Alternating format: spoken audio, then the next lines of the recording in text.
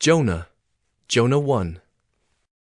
Now the word of the Lord came to Jonah the son of Amittai, saying, Arise, go to Nineveh, that great city, and call out against it, for their evil has come up before me. But Jonah rose to flee to Tarshish from the presence of the Lord. He went down to Joppa and found a ship going to Tarshish.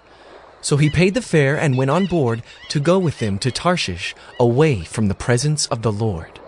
But the Lord hurled a great wind upon the sea, and there was a mighty tempest on the sea, so that the ship threatened to break up. Then the mariners were afraid, and each cried out to his God. And they hurled the cargo that was in the ship into the sea to lighten it for them. But Jonah had gone down into the inner part of the ship and had lain down and was fast asleep. So the captain came and said to him, What do you mean, you sleeper? Arise, call out to your God. Perhaps the God will give a thought to us that we may not perish. And they said to one another, Come, let us cast lots, that we may know on whose account this evil has come upon us. So they cast lots, and the lot fell on Jonah. Then they said to him, Tell us on whose account this evil has come upon us. What is your occupation, and where do you come from? What is your country, and of what people are you? And he said to them, I am a Hebrew, and I fear the Lord, the God of heaven, who made the sea and the dry land. Then the men were exceedingly afraid and said to him, What is this that you have done? For they knew that he was fleeing from the presence of the Lord, because he had told them. Then they said to him, What shall we do to you, that the sea may quiet down for us? For the sea grew more and more tempestuous. He said to them, Pick me up and hurl me into the sea. Then the sea will quiet down for you. For I know it is because of me that this great tempest has come upon you. Nevertheless, the men rowed hard to get back to dry land, but they could not, for the sea grew more and more tempestuous against them. Therefore they called out to the Lord, O Lord, let us not perish for this man's life, and lay not on us innocent blood, for you, O Lord, have done as it pleased you. So they picked up Jonah and hurled him into the sea, and the sea ceased from its raging.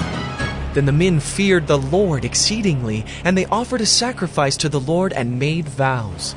And the Lord appointed a great fish to swallow up Jonah, and Jonah was in the belly of the fish 3 days and 3 nights. Jonah 2.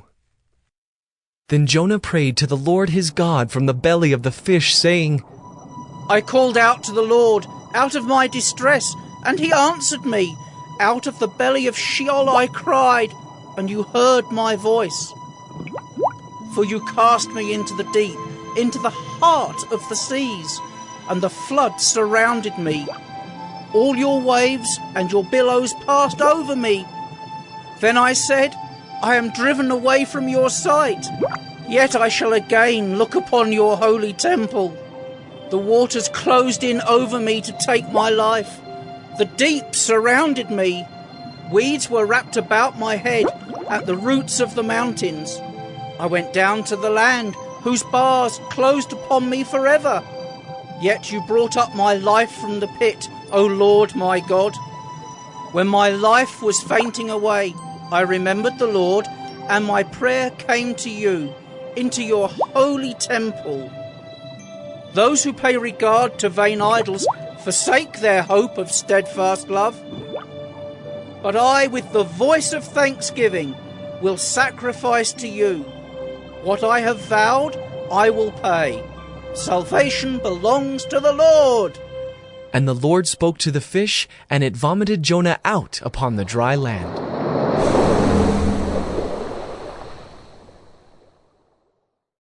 Jonah 3. Then the word of the Lord came to Jonah the second time, saying, Arise, go to Nineveh, that great city, and call out against it the message that I tell you. So Jonah arose and went to Nineveh according to the word of the Lord. Now Nineveh was an exceedingly great city, 3 days' journey in breadth. Jonah began to go into the city, going a day's journey, and he called out, Yet 40 days, and Nineveh shall be overthrown.